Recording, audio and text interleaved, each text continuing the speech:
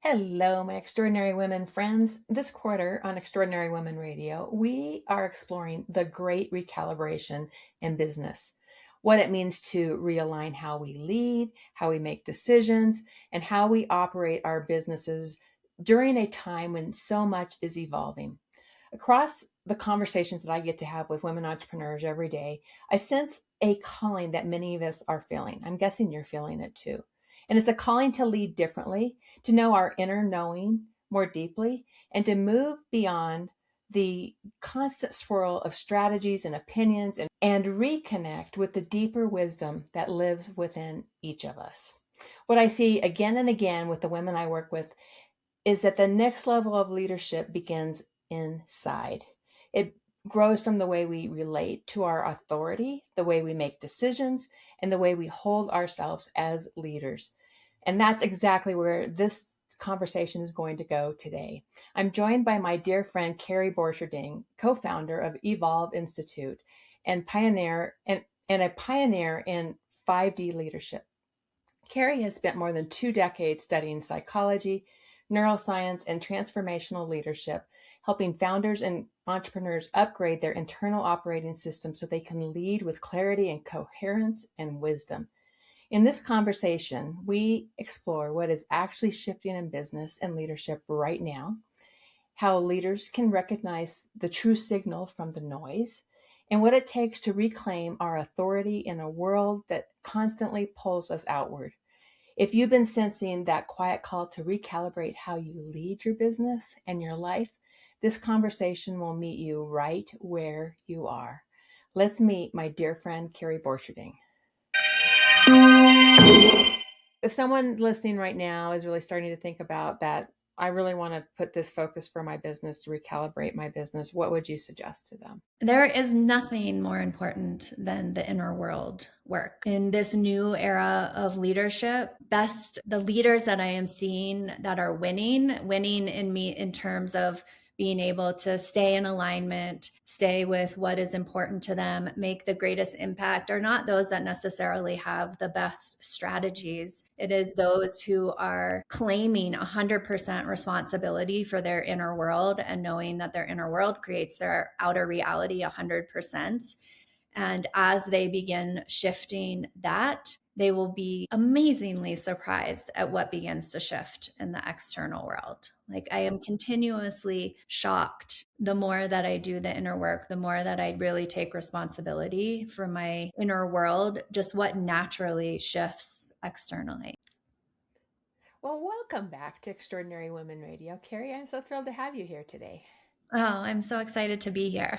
Yeah, this is as you know, we've been talking about the recalibration of a business and how we're showing up, how we're leading, how we're growing our businesses. And when I was sitting down thinking who I really wanted to hear from on this topic, you definitely came to mind. And it was like, oh my gosh, Carrie's going to have some really great insights to this. So Thank you. I think that we are in this time, this big change, and so many of us have been called to lead in a different way. And I think that your voice is one of those important voices out there.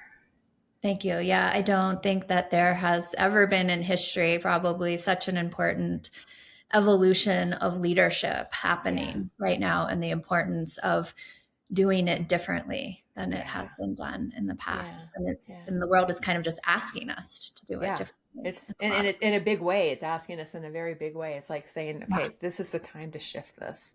Yeah. I feel it for sure. So when there's so many women right now who are shifting up the way they run their businesses. What do you feel is really happening in the world as far as the change in leadership, the change in the way business is run? What do you see some of the underlying foundations of that? Mm. That's such a good question. I think one of the most important pieces is being able to really hear the signal through the noise, because there is so much external noise happening, whether it's what strategy you should do or what content you should produce. I mean, there's 10 million things happening externally. And I think sometimes what can get lost in the external noise is forgetting that our internal noise is activated by that. And Yeah. so paying a lot of attention to what is happening in our inner world. And at Evolve Institute, we talk a lot about being the CEO of your own inner world team. Yeah. Because just like externally, we have people walking around at different levels of consciousness, we have a whole inner world team that also is functioning at different levels of consciousness. And so paying attention to who in your inner world is leading, and is it the team member you want leading, and Right. tends to be the noise, the lower consciousness beings in us, the ones that tend to get in our way, that get activated by all of the craziness that's happening around us, and we can lose the true signal of soul and higher intelligence. How do we tap into that deeper knowing that this is actually the calling that we're hearing, this is the message we're hearing, that we should be following the signal versus the noise? Yeah. How do we root that out? One is slowing down, which I think in times like this can feel counterintuitive, Mm-hmm. because sometimes the busier the noise is and the louder the noise is, the more overwhelmed we get, the more we want to work harder and harder to fix all of the problems. And yet it is really the slowing down and the tapping into our internal world and checking in with ourselves and becoming aware with who is leading. So taking an inventory in the morning of noticing, is it my not good enough one leading today? Is it my overwhelmed one leading? Or can I slow down enough to be able to hear my soul giving me guidance and alignment instructions? Yeah, I love that so much. What have you done, in the shift of all of this for yourself and your business, for Evolve? What changes have you guys made in your business and how you're showing up and how you're leading through this? Well, it's funny. We just had a meeting the other day because it is easy to get caught, I think, in what everyone else is doing, seeing somebody that's successful and wanting to follow in their footsteps Hmm. and do their three things that they're doing. And we have really come back to what brings us the most joy. Hmm. And it can seem so simple Right. to focus on what brings me joy and what allows me to expand my gifts. And yet, that is really what is the magnetism to you in particular and into your business in particular, because each of us have our own gifts, our own way of doing things. Right. And so, the other day, we just decided what would bring us the most joy is just to gather some people together that are feel like soul friends and sit in that space together, do some embodiment practice and see what wants to emerge. And last night, actually, we had our first one, and 15 amazing souls gathered, and it was the most joyous experience. And I walked away from that feeling so elated and high and Mm. filled up, and so did all the other people. And it was instantly, they were all, who can we share about you, who can we share this with? So it wasn't about having some strategy, it was literally just bringing people together to do what brought me joy and Yeah. allowed them to see my light shining. Oh, I love this so much. And it's so funny because I actually heard a podcast this morning. It was the exact same question that they asked in the podcast that I was listening to this morning. And Yeah. it's this exact same question I've been asking myself. It's what brings me joy and what lights me up. Because when we are doing what lights us up, that is where we can really start to feel into being our very best self, right? Because we're just, if we're lit up, the people around us are going to feel that and going to be drawn right into it. I know when I've been pondering this, my Ignite conference always is one of my big joys, right? I love to do that.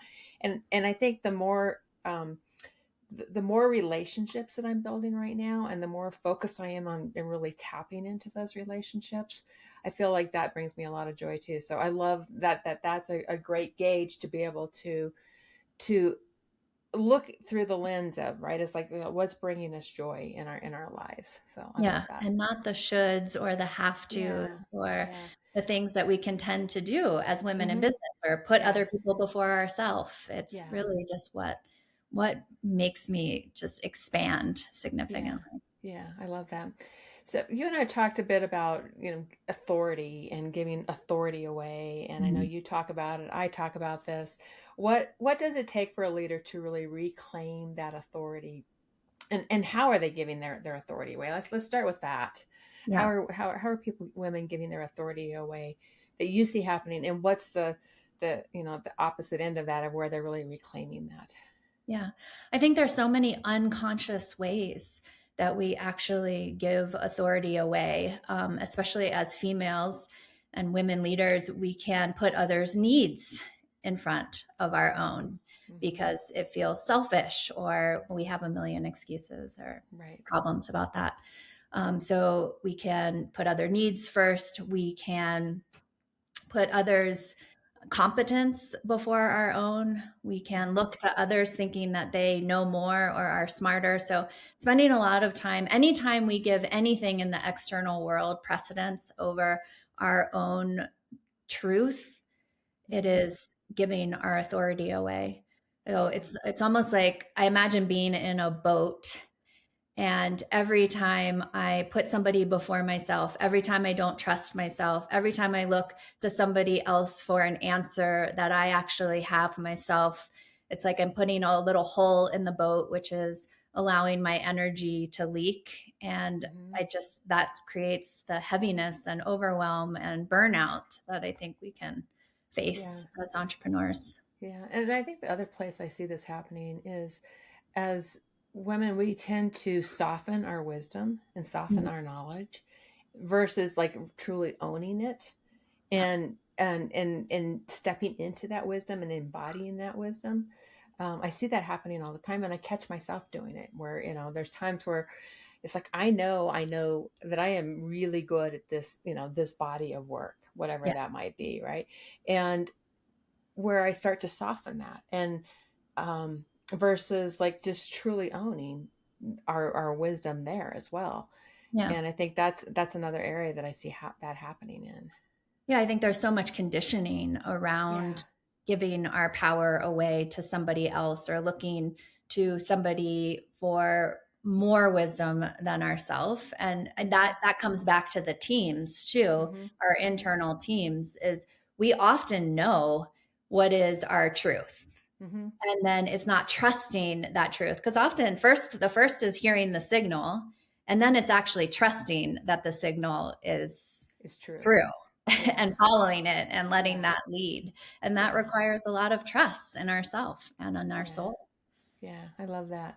I love that.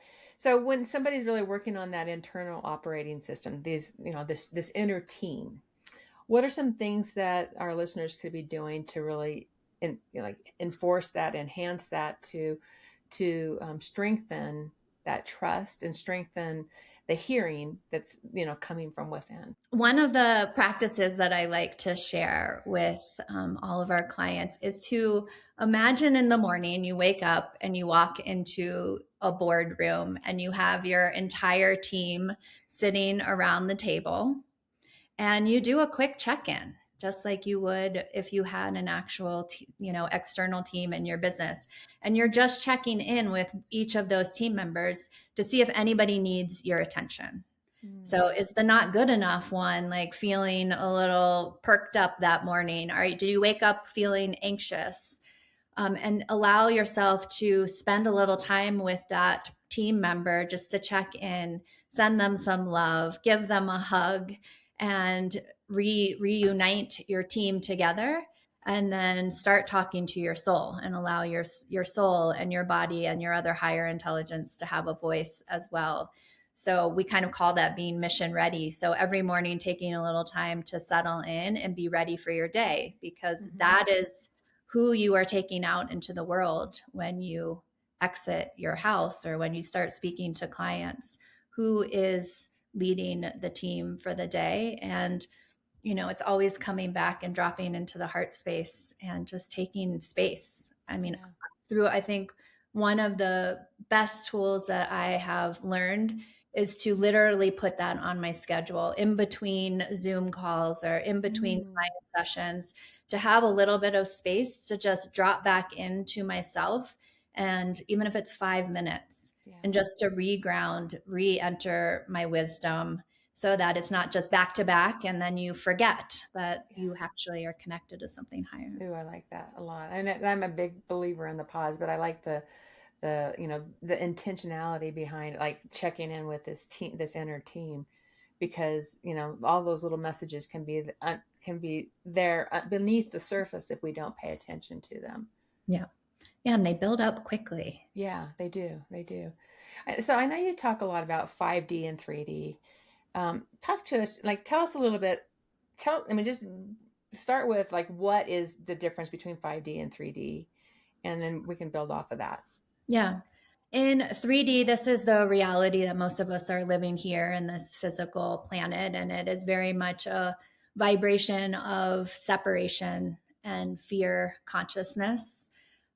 So it is walking out the door and instantly getting swept away by all of the things that are happening in the world and Mm-hmm. feeling disconnected from one another and functioning more from the headspace than from the heart space. Yeah. And it's Um, so easy for that to happen in this day and age. yeah, I mean, Yeah. it's when we are conditioned purposefully to be in that space because it Yeah. is easier when we are disconnected and don't feel like we're working as a collective Yeah. to be controlled and manipulated and forget the power that we have internally. And then the 5D, so counter that. What's the The 5D 5D side? is a higher frequency, Mm-hmm. and that is when we start coming into a unified field and we begin feeling more of the love and the oneness that we all have. So, Mm-hmm. for example, when we did our event last night, I could look in somebody's eyes and without saying any words, see their soul, see how beautiful they are, see myself in them, and they could see themselves in me. And it's very challenging when you're in this 5D plane to ever want to hurt somebody outside of Right. yourself. The Right. intention just in and of itself is to do the loving thing Yeah. because whatever you do is going to impact somebody else, Yeah. something else, the world, the Yeah. planet, the Yeah. animals. And I think those kind of spaces like you held last night is so essential to helping us drop into that different space. You and I connected so many years ago on the equine assisted, equine guided world Yeah. of coaching. And I think that was a way where I first started to feel into a different level, a different, not level, it's not even the word I want to use, a different way of being. Yeah. And, and I think that's important. It's like it's not necessarily when you're talking about 3D and 5D. It's not like all like people fall into 5D, and then they're just always there. No. No, No. yeah, and I think that can be a misperception that's out there. It's like is we bounce back and forth between these, and creating these spaces can really help us, um, you know, feel into that in a different way, in a different way of being.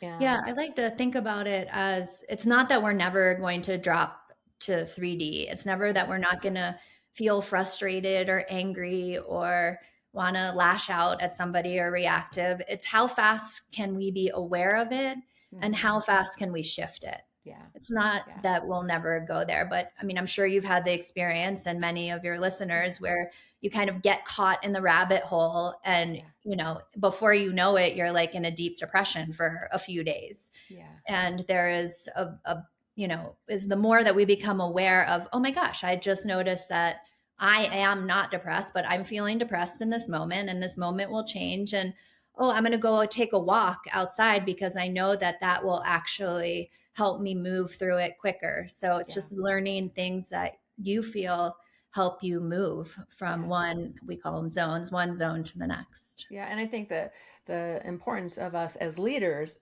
creating circles, communities that can do exactly that gives people space to do that is important. You had your event last night. I know you've got another one coming up. I saw it. I was like, I actually looked at it and I was like, oh, I have a mastermind at that time. I couldn't attend it, but it's Okay. like being drawn into that. And then it's like we've got the Soul Speaks from the stage that you've got to participate in, that of ours where we do Yes. that. That my equine vision journey retreats creates those kind of spaces.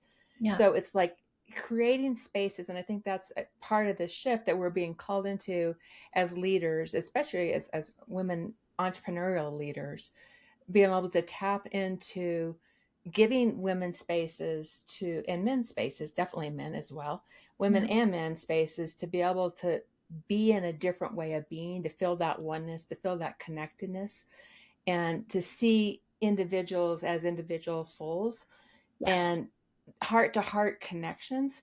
The more we can create spaces like that, the more we are really shifting what's happening in the world of business. And to me, that's the shift, this recalibration that is happening, is this big change that those kind of spaces are going to transform one person by one person by one person, that creates the evolution of where we're really stepping into.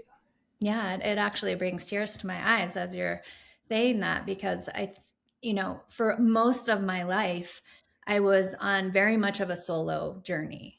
Mm-hmm. I did business by myself. I could I did everything by myself because I could do it faster and better. And I just would, it's just easier. Right. And that is very much of a 3D way of participating in life. Right. And as we are changing frequencies and shifting to these higher levels of consciousness, there is a calling to collaborate, a calling to work collaboratively, Yeah. and to help each other remember the power that each one of us holds, and that each one of us actually holds a piece of the puzzle for somebody else. Yeah.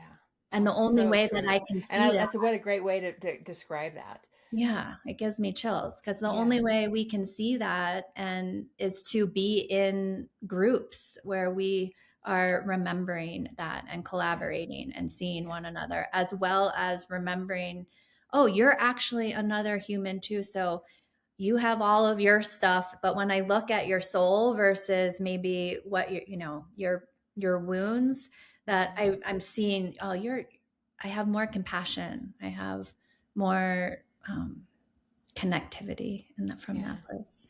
Yeah. I love it so much. And I think I've really felt the calling to really step. I mean, I've always been a connector, I've always been a collaborator, but I've felt the calling to really elevate that in my own business in this year. I mean, that's been a big piece for me, where I've always done it, but it's like turning up the dial Yeah. to really meet that space in a different way.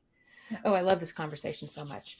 Um, so, what does it look like to become the CEO of our inner world? I mean, we've talked a bit about this, but let's just like put that the red bow around it, if you will. Yeah. Well, maybe I'll share a personal story Yeah, totally. that Yeah, encapsulates all of yeah, those yeah. pieces. So last summer, I was sitting on top of Mount Sanitas in Boulder, Mm-hmm, and I was sobbing mm-hmm. because my knee was throbbing, and I was supposed to leave to go to Kilimanjaro, to climb Right. Kilimanjaro. Yeah. And so, for example, my get in your way team, my mind started going crazy. Like, there's no way I'm going to be able to go, and I'm going to get halfway up the mountain and I'm going to have to be carried off, and just like the mind does. So that is one, those are your inner world team, your get in the way parts that start rearing their ugly heads when Yeah. something goes wrong. Yeah. And so then my next consciousness level of team are the problem solvers. So they came in and they started telling me, okay, well, let's go to the doctor. We need to go get it fixed right away. So I went to the doctor and I did PT and I went to the orthopedist. And no matter what I did externally, because I gave away my power and I started looking for the answers outside of myself, Mm-hmm. and nothing was getting better, even though I was doing all of the things in the physical world. Yeah. And so I stopped. So this is the listening to the signal. So I paused and I listened to what my body had to say. And I listened to what my energy had to say and my soul. And it was very much my body saying, you know what? I don't really trust you because you're just pushing through the pain. You're not listening to me. You're not slowing down. You're not pausing. And so all of the things that I teach, I was completely not doing. Right. And so I took a pause and I listened to that. And instead of trying to fix the problem, I actually started focusing on, okay, well, what is actually the reality that I want to create? What is my, Mhm. who does my soul want me to be in this moment? So Yes. instead, I started listening to my body. I didn't hike as hard. I didn't have to do any of that. And so I allowed my body and my soul to start leading instead of my fearful one and all of the worst Mm. case scenarios that were coming up. And within a few weeks, all of my knee pain dissipated Wow. because I started to listen, and I summited Kilimanjaro Yes, you in did. August. Yes. Congratulations. That's a big Thank deal. you. And so that's one example of how we can start leading the inner world team, as well as not just trying to solve problems, not trying just trying to fix things. And this is super important in business because the tendency something comes up, we put in another strategy that's going to fix it. And if we just took a minute to think about what's that reality that we actually want to create to make that problem completely obsolete Yes. versus just fixing the problem and then another problem arises and then another problem arises. And I know you've got a one message for the world that says just along those same lines, right? Yeah, it's that we have the ability to create new realities. We, Hmm. we do not have to solve problems. We can create new realities that make those problems obsolete. Yeah, I love that. I love it. And what a great story. What a great example of that. That, how you were able to just shift up those conversations and listen. What was your body really needing? And let that be the guide to let that move forward. So beautiful. So beautiful. Excellent. So if someone listening right now is really starting to think about that, I really want to put this focus for my business, to recalibrate my business, what would you suggest to them? There is nothing more important than the inner world Yeah. work. Yeah. In this new era of leadership, best the leaders that I am seeing that are winning in me in terms of being able to stay in alignment, stay with what is important to them, make the greatest impact, are not those that necessarily have the best strategies. It is Mm-hmm. those who are claiming 100% responsibility for their inner world and knowing that their inner world creates their outer reality 100%. And as they begin shifting that, they will be amazingly surprised at what begins to shift in the external world. Like I am Mm-hmm. continuously shocked the more that I do the inner work, the more that I really take responsibility for my inner world, just what naturally shifts externally. Mm, so beautiful. So beautiful. So where can people learn more about you, Carrie, and follow you? Just tell us where they can find you. They can always find me on social media. I think you'll put the links in the notes, but I'm on Instagram and Facebook and LinkedIn, all of the above. Awesome. And you And do beautiful posts. I mean, you do such beautiful posts that are very heartfelt. So thank you. I always admire that. Thank Okay, the you. final question I always close with is, what are three pearls of wisdom you'd like to leave with us today? You've given us a whole lot, but go ahead and leave us with three more. The pause is the most important thing that you can do through the day that will drop you into your heart space and allow you to hear the signal. The second is that you have the ability to do anything that you want by shifting your inner world first. That if you have, no matter what challenge you have, that if you pay attention to who is leading that, what part of you is creating that, and shift that, that you will create a new reality. Mm, And the third would be we are playing a new game in this world right yeah. now. And when you don't know the rules of the game, it's hard to be successful at the game. So to start stepping into this new game and reach out and ask questions about how to step into higher frequencies, how to lead from your heart space so that you can start playing this new game and be in a new success matrix. I love it. I love it. Thank you so much, my friend. It was great to spend time with you today and just to hear your wisdom. And thank you for all you're doing for the world. Oh, thank you so much for having me here. You bet. Have a good Thanks. one. Thank you.